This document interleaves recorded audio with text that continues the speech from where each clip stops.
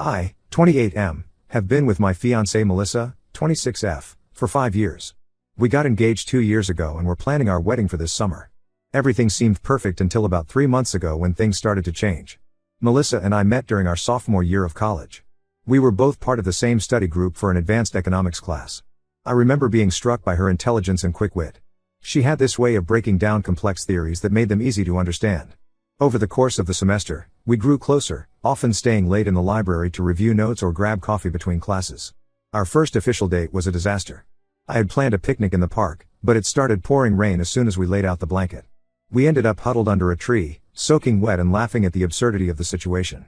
That's when I knew there was something special between us. After graduation, we both landed jobs in the same city. I went into finance while Melissa pursued a career in marketing.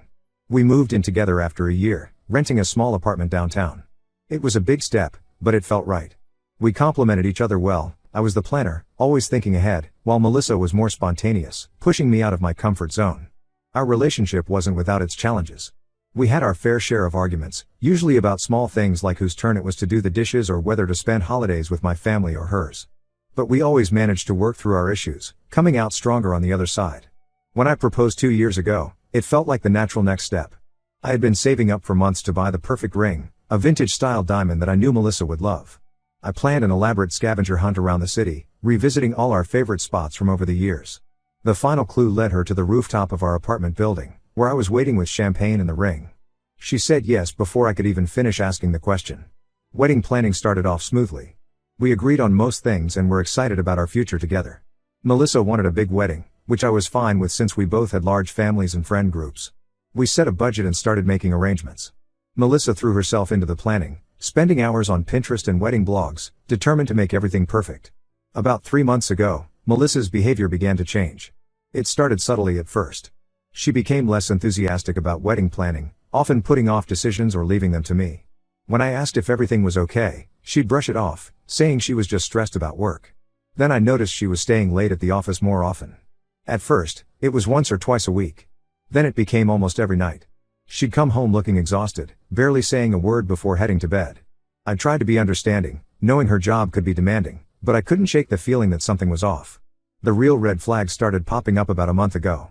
Melissa became protective of her phone, always keeping it face down or in her pocket. She'd step out of the room to take calls, speaking in hushed tones. When I'd ask who she was talking to, she'd get defensive and say it was just work stuff. One night, I woke up to find Melissa's side of the bed empty. I heard her in the living room, talking softly on the phone. When I asked her about it the next morning, she claimed she couldn't sleep and was talking to her sister. But something in her tone made me doubt her. I hate to admit it, but I started to snoop. I checked her phone while she was in the shower, but found nothing suspicious. She must have been deleting her messages. I even considered hiring a private investigator, but talked myself out of it, feeling guilty for not trusting her. Things came to a head last week. Melissa said she had to work late again, so I decided to surprise her with dinner at her office. I picked up food from her favorite Thai place and headed to her building. When I got there, the security guard informed me that Melissa had left an hour ago. I called her cell, but it went straight to voicemail. That's when I knew something was really wrong. I drove home, my mind racing with possibilities. Maybe she had gone to meet a friend? Or run an errand? Deep down, I knew I was grasping at straws. When I walked in, I heard noises coming from our bedroom. My heart sank as I quietly made my way upstairs.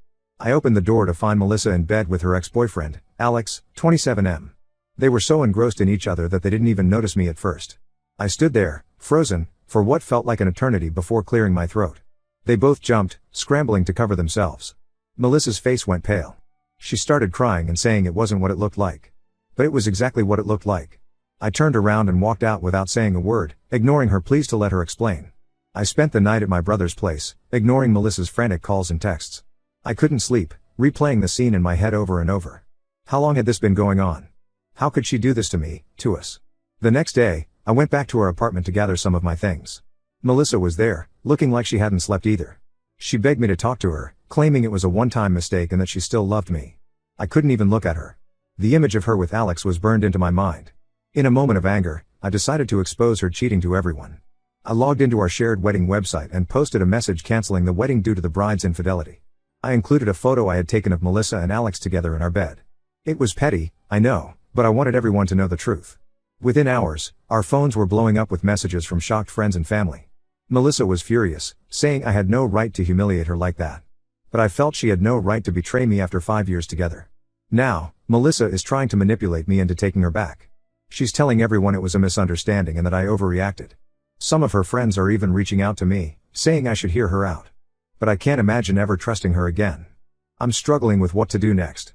Part of me wants to just cut all ties and move on, but another part is still in love with the person I thought Melissa was. I've canceled all our wedding arrangements and moved in with my brother for now. Melissa keeps showing up at my work and my brother's place, trying to talk to me.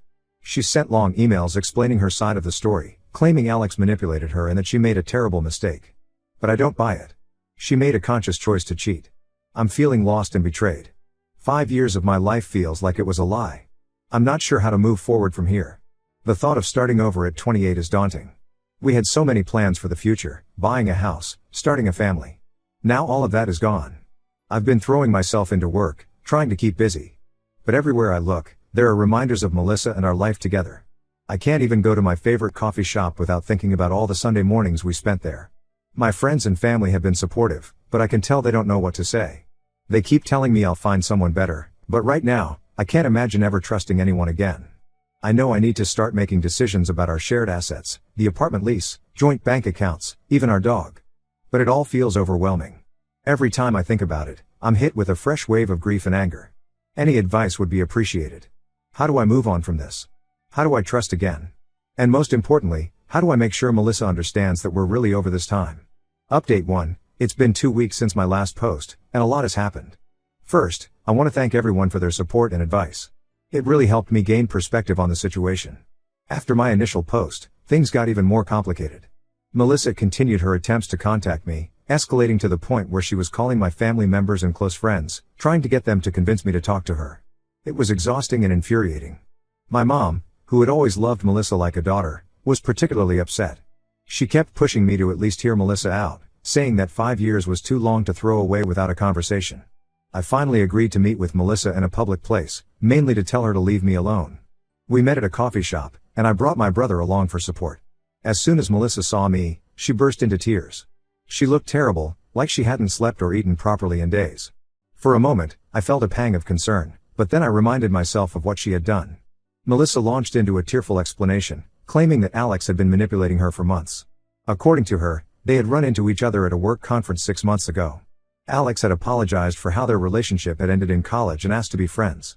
Melissa said she thought it was harmless at first, just catching up with an old friend. But then, Melissa claimed, Alex started threatening to reveal embarrassing secrets from her past if she didn't sleep with him. She said she felt trapped and didn't know how to get out of the situation without ruining our relationship. She swore that she had only slept with him that one time, the night I caught them. I listened to her story, but it didn't add up. If she was being blackmailed, why didn't she come to me for help? We had always been open with each other about our pasts. What secrets could be so terrible that she'd risk our entire future? When I pointed this out, she backtracked and said she was just confused and made a mistake. During our conversation, Melissa's phone kept buzzing. She ignored it at first, but then I saw Alex's name pop up on the screen. That's when I knew she was still lying. I stood up, told her I was done with her games, and left. My brother stayed behind to make sure Melissa didn't follow me. The next day, I received an anonymous email. The sender claimed to be a coworker of Melissa's who couldn't stand by and watch her lie anymore. Attached were screenshots of text conversations between Melissa and Alex. They dated back several months and clearly showed that their affair had been going on for a while. It wasn't a one-time mistake or a case of blackmail.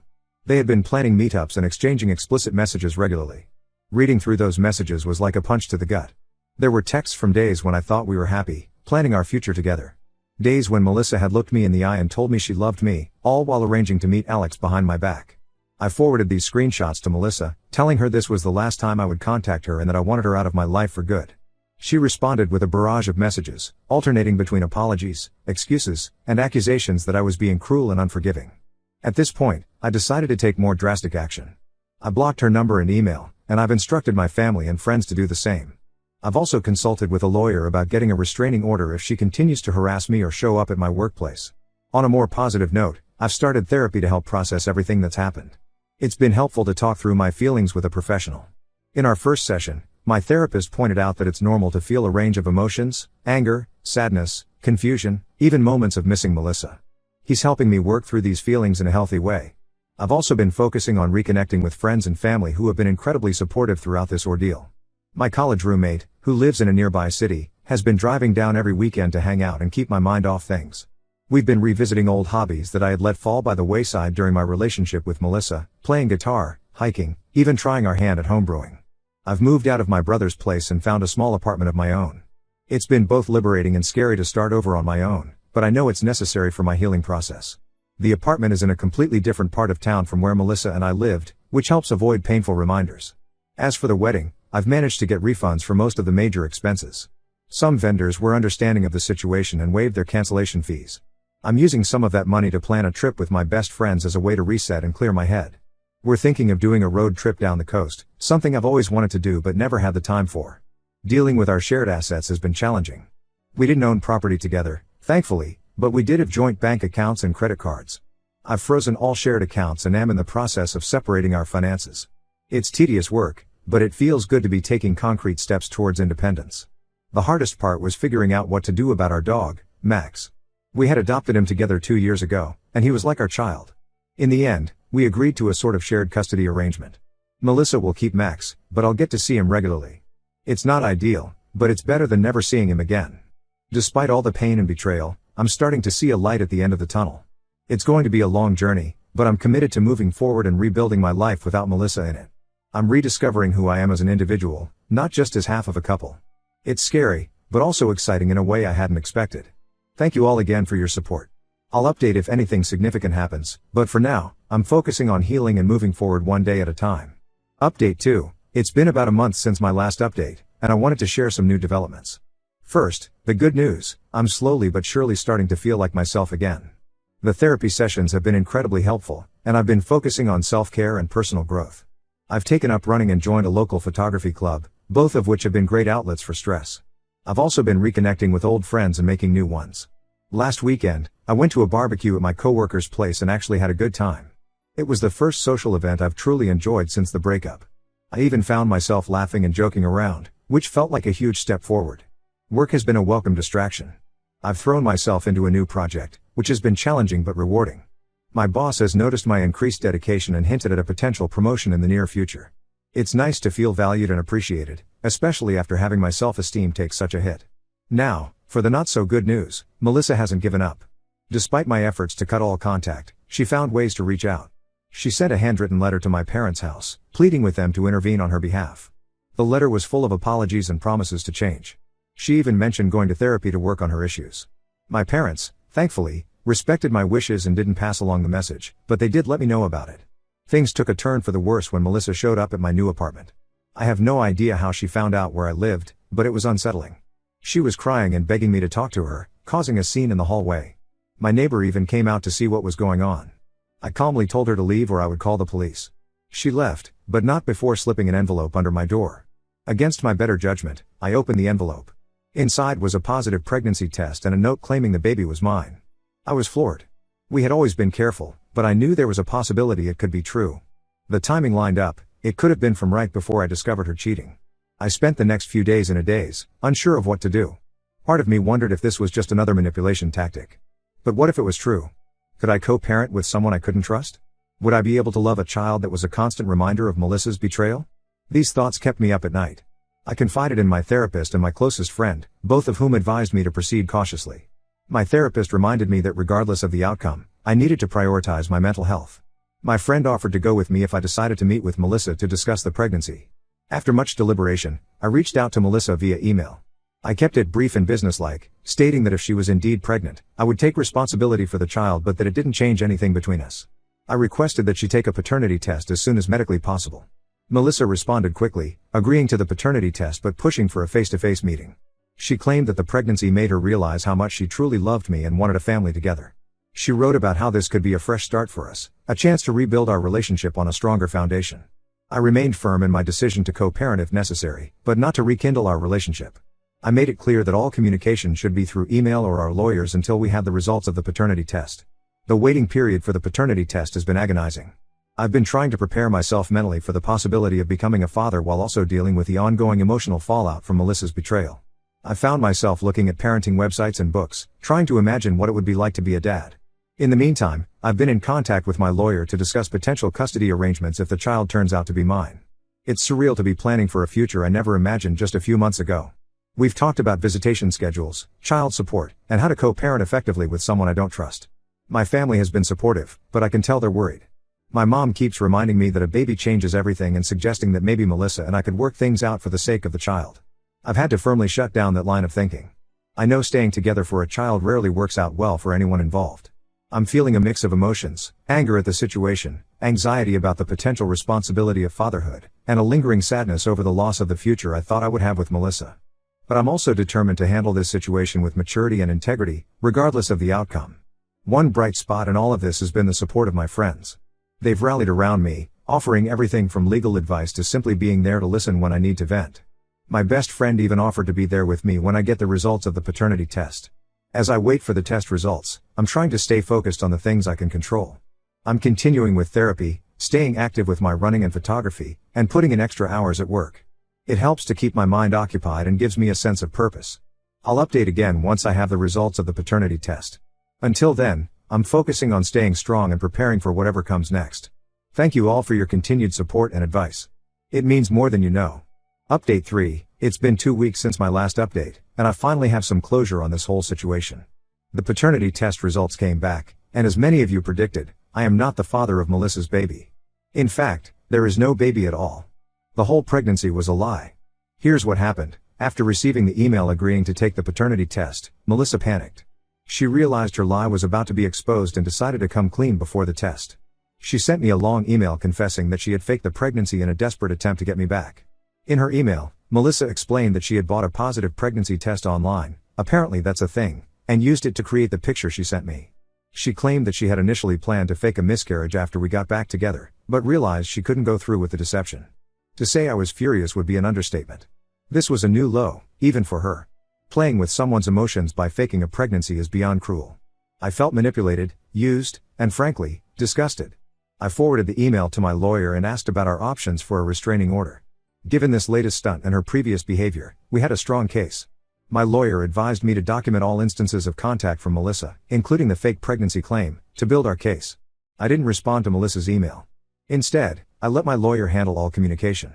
We filed for a restraining order, which was granted given the evidence of her ongoing harassment and the fake pregnancy claim. The judge was particularly concerned about the escalating nature of Melissa's behavior. With the restraining order in place, I finally feel like I can breathe again. Melissa is legally required to stay away from me, my home, and my workplace.